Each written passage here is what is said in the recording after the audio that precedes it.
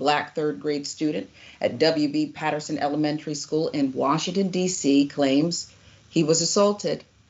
And then he was bribed by a police officer after school assembly. Just looking at the picture, it's heartbreaking.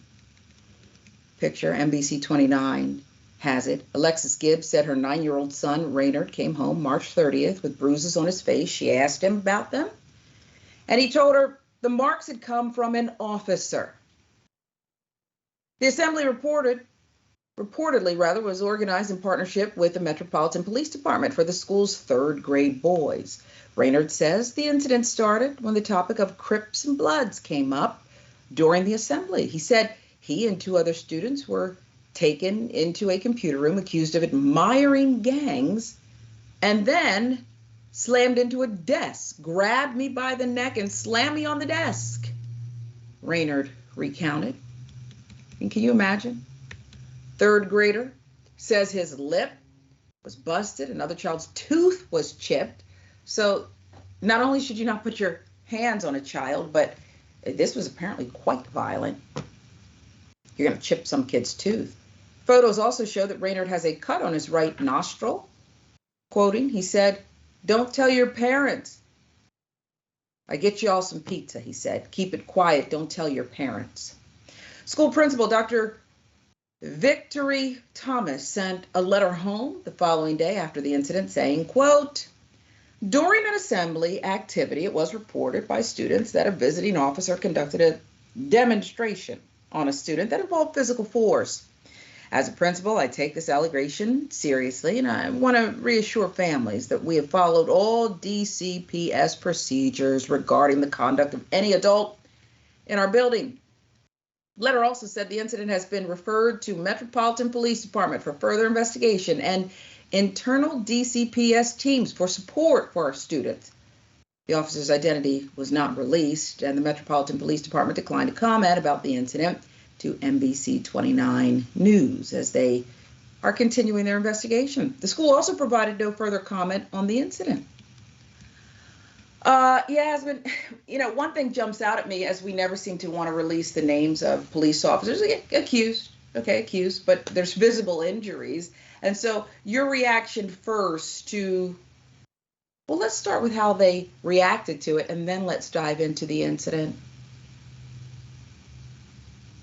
Yeah, I think these internal investigations that police forces are constantly conducting on themselves, no, we need some external investigators in there. It doesn't make any sense to me as to why that's like an acceptable course of follow through when these types of incidents aren't as isolated as we would like them to be. So I think the response to hide the name or to not release the name of the officer, fine, again, nothing, like you said, nothing has been confirmed. These are allegations. We don't really know what happened. There was no cameras in that room, but I think that also is part of the problem. Why was this cop alone with these children in a room at the school? Why was he allowed to be there?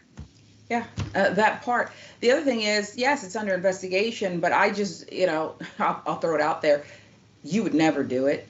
But if you were in a closed room with a child who emerged with bruises, another with a chipped tooth, the nostril has a mark on it, do you think there would perhaps be an arrest and then we'll figure out if you're guilty or not later? I think that would be a safe assumption to think. A lot of times whenever we see things like this, we always want to give it the benefit of the doubt. But sometimes you're like, well, the kid went in fine and he came back out with a chipped tooth and he came back out with evidence on his face that there was some kind of physical altercation. We don't know what happened, but we do know that there was an adult in that room. So the logical assumption would be that that adult at least knew what was going on and didn't prevent it from happening, or we don't know. Yeah. And again, there was no cameras, and that is part of the problem. He never should have been in there in the first place. And I think that alone is grounds to at least investigate that officer. And there's something else that we should point out, because the boy presumably reported this first, and the family.